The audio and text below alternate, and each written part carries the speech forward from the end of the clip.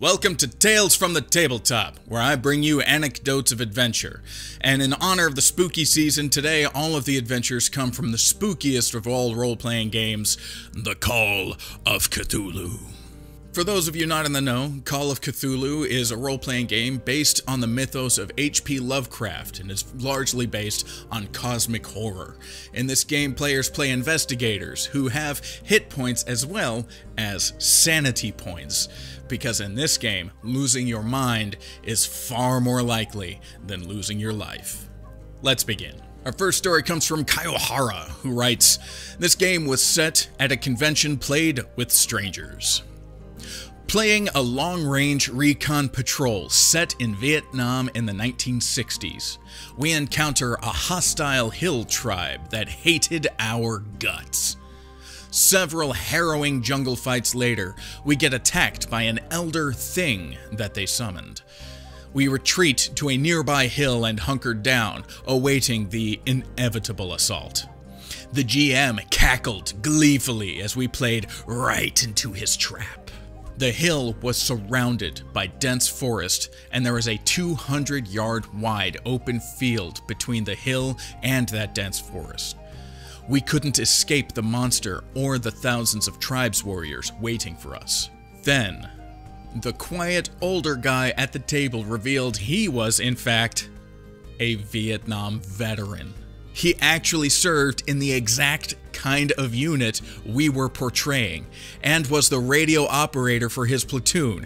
It was his job to call in coordinates for airstrikes and artillery fire that he knew the party had access to. The best part is when he looked at the map and calculated the exact fire position based on the fact that this was his exact job in Vietnam. The GM had never had this happen before. Every other iteration had ended with people calling for evacuation, dying in the jungle, or only a precious few making it out. When asked how much ordnance would be authorized, the veteran calmly shrugged and said, "A whole hell of a lot more once them flyboys see the elder thing and thousands of gorillas around us. I bet they fill the jungle with napalm and high explosive rounds. I'm not sure how much damage an elder thing can take, but probably less than 20 rounds of 155mm high explosives." Brilliant story, marvelously well told. The second time a Vietnam veteran has made its appearance on this channel, and sir, amazing story, and thank you for your service. I hope you're doing well. The next story comes from N107. In university, I was introduced to Call of Cthulhu by a good friend. He would run the games and host them at his apartment. He lived in the southern part of the neighborhood, while I lived in the north. I used to attend the game with another friend of mine who lived in the building across the street from my own. We'd start the games in the early evening, but play until about 1 or 2 in the morning. By that time, my nerves were shot from all the cosmic horror and moody atmosphere that my friend, the Keeper, had created. I always hoped he'd say, "It's late, why don't you guys just crash here?" But he never did. He always walked us down the long, dark flight of creaky stairs from his second-floor apartment to the door leading out into the obsidian night. I really did not want to make the 20-plus minute walk home, even with my other friend at my side. The city my university was in was not known for being the safest place to be out at night, especially around campus, where drunk college kids make easy marks for equally drunk but far more unscrupulous individuals. But on those nights, my fears of running into those sorts of ne'er-do-wells was compounded by my fears of running into some eldritch horror from beyond mortal man's comprehension, coming forth from the shadows to tear me to shreds. It was terrifying then, but is such an awesome story now. OP, my heart goes out to you. I went to university in a town that was not at all safe and was notorious for its drunkenness. Not just the university, but the town itself. For scale, the small town that I went to university in is responsible for 1% of the nation's alcohol consumption. And I regularly worked until 1 and 2 in the morning and had to make a similar walk all the way home. On the deepest, darkest nights, that walk became harrowing. Our next story comes from Loud Chai. We played the first flashback one-shot of Horror on the Orient Express with the evil Fez. We all had pre-made characters, with some of the party arriving on the train in Italy. Our mission was to take this very evil Fez to Constantinople to get rid of it, one ring into Mount Doom style. But instead, we encountered a lot of sneaky player versus player encounters. When we realized that maybe the two we picked up in Italy weren't on the level exactly, this descended into a game of cat and mouse, of us trying to hide the Fez from the other players via notes and texts to the GM. And eventually, we got to the confrontation of the good half of the party and the suspected cultist half. One of the cult players attempted to sneak up on one of the good guys who happened to sell Fezes in his spare time when he wasn't being a Turkish academic. It was established earlier in the game his quirk was to wear a smaller Fez under his regular big one, so that when the baddies detailed how they were going to attempt to pull the normal Fez from his head and put the very evil Fez in its place, one of the good guys, out of character, angrily yells, "Wait! But he has a Fez under his Fez!" The laughter did not stop for 10 minutes. I'm gonna be 100% honest with you, friends. If I could pull off a Fez, I would wear one every day. I would certainly wear one at the gaming table, but yeah. Our next story comes from username Soto no Hito. There are only two things I really remember from the time my group played Call of Cthulhu about 15 years ago.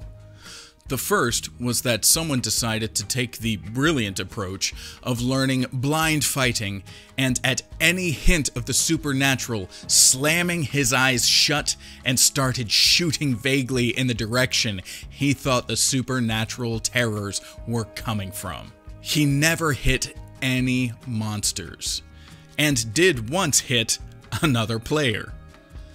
We made him stop.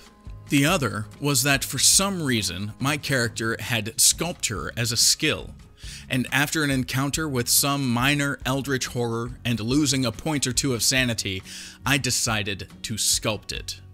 And I got the best possible critical success roll that could happen.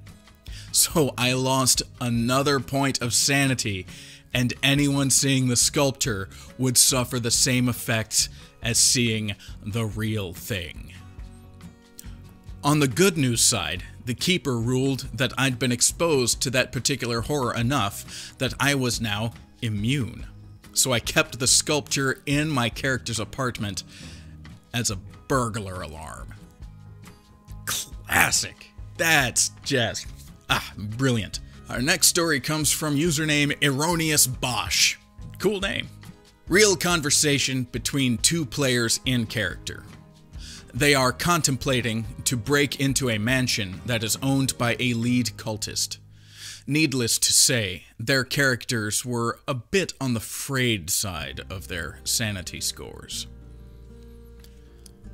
How are we gonna get in? I don't know. Maybe throw a dead hobo through the window? Where are we gonna get a dead hobo? Simple. We make one. One would die in the mansion. The other would later gain both pyromania and pyrophobia due to separate permanent insanity rolls, and as a result, go completely insane. Our next story comes from Section 8, spelled out in elite speak. I played a 1920s private eye and the general muscle in our group. We go up to a creepy mansion looking for a missing eccentric uncle. I get locked in a bathroom with some kind of water monster.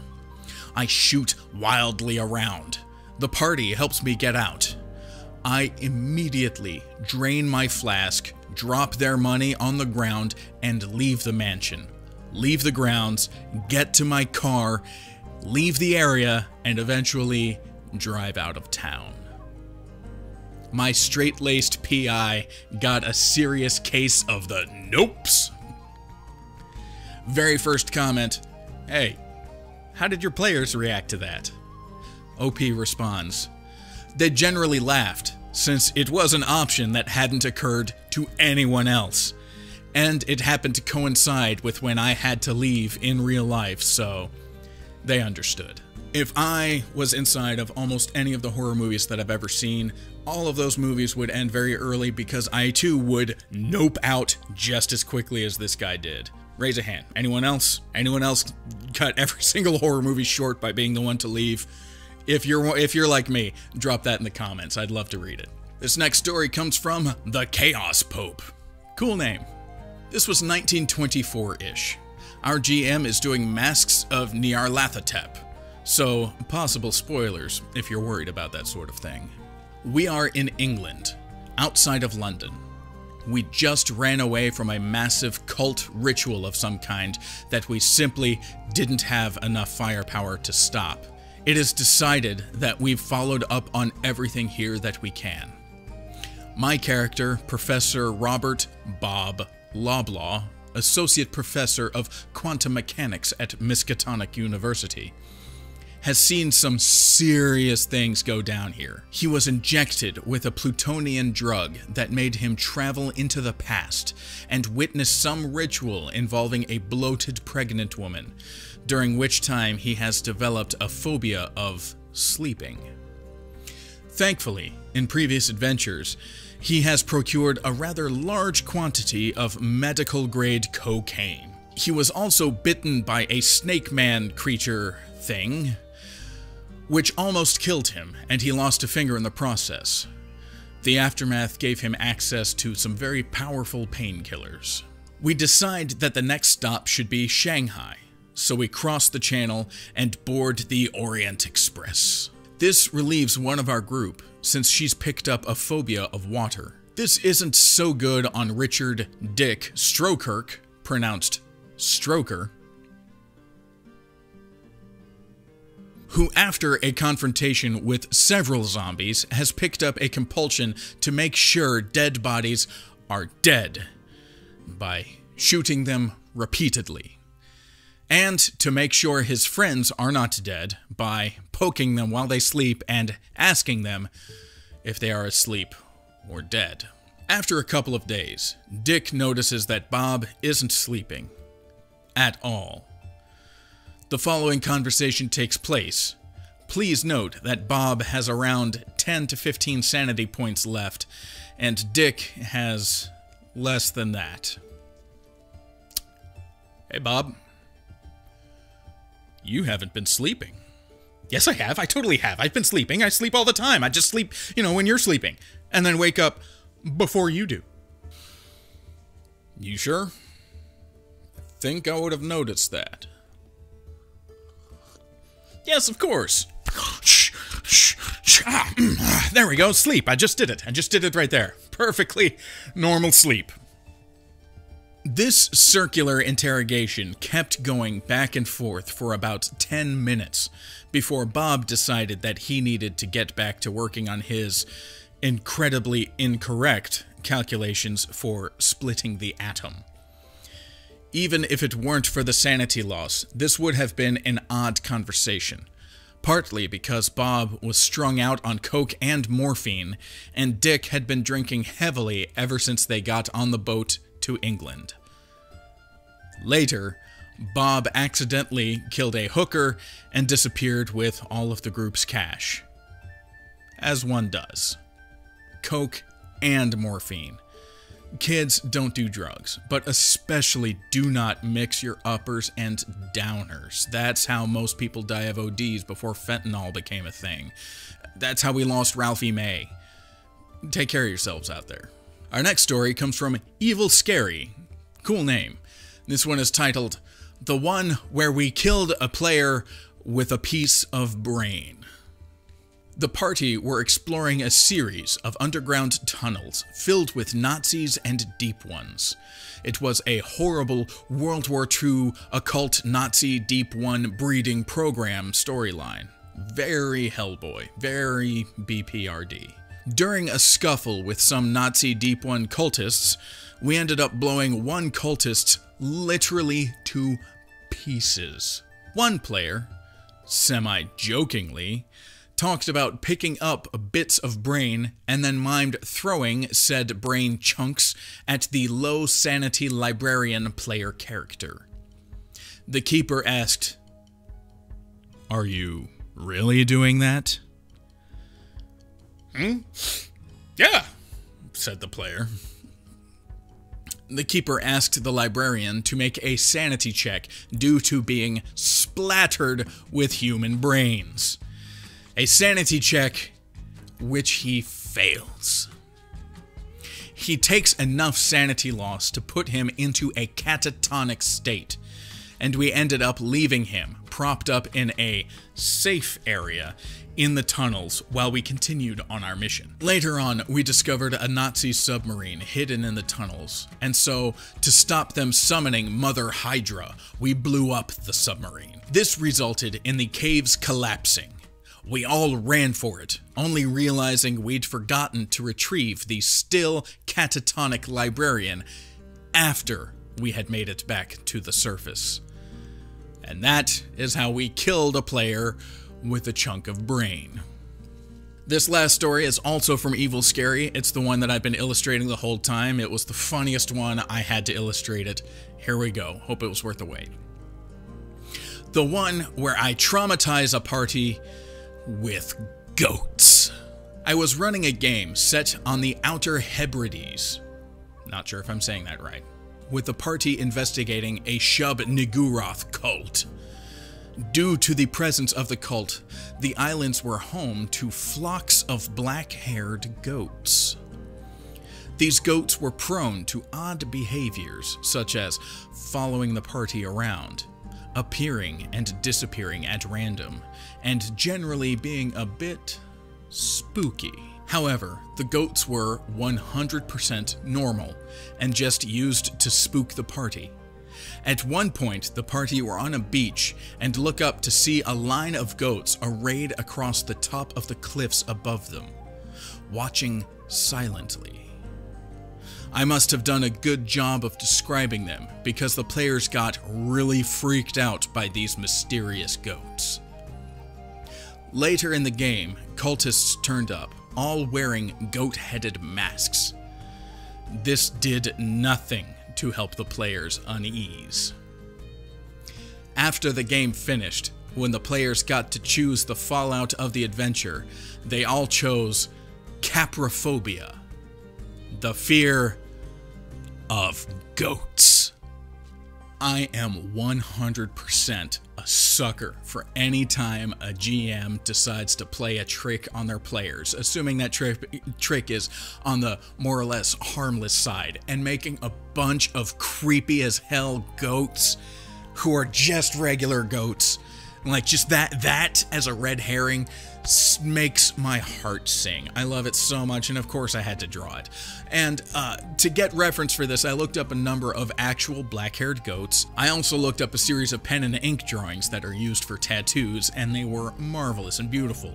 And I wanted to make my own creepy heavy metal goat, but of course, a black-haired goat is heavy metal enough, and to just make it creepy all the way is not quite my style. So of course I made a creepy black-haired goat and gave him derpy eyes because I can't help myself. That's where I live. If you enjoy creepy and funny, or spooky cute as I've heard it called before, and you would like this original art for yourself, then please take a look at the store on my website at coffeeandhate.biz. Click store at the top. Or if you like my artwork, but you're not really into the originals, then may I interest you in Gabe's Sticker Club for Attractive People.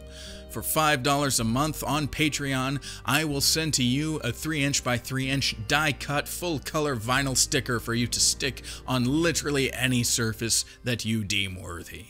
In honor of the spooky season, my favorite season, every patron will be getting an extra sticker in their first envelope, just to show my gratitude. If anyone out there has got some fun, funny, or spooky stories from their own game of Call of Cthulhu, drop it in the comments, send me an email. I'd love to hear your story. I live for this stuff.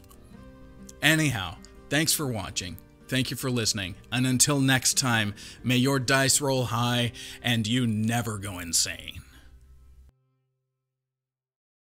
Masks of Nyarlathotep. Nyarlathotep. Nyarlathotep. Daggone it. Friggin' Masks of Nyarlathotep. Nyarlathotep. Masks of Nyarlathotep. Nyarlathotep. Nyarlathotep. Nope. Nyarlathotep. Nyarlathotep. Alright? Our GM is doing Masks of something Otep.